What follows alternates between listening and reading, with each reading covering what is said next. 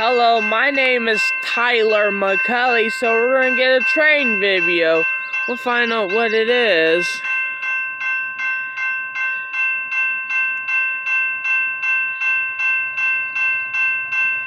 That looked like a BNSF Superman unit.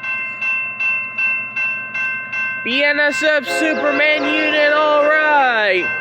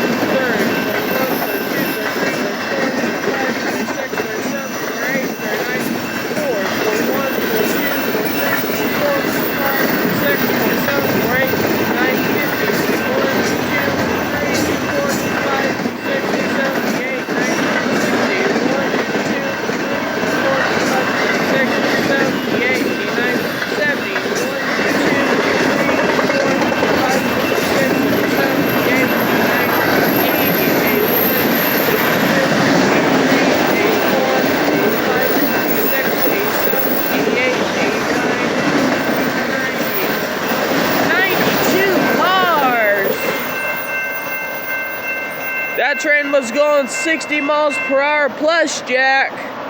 Symbol that train was BNSF ES44 Superman Unit DC.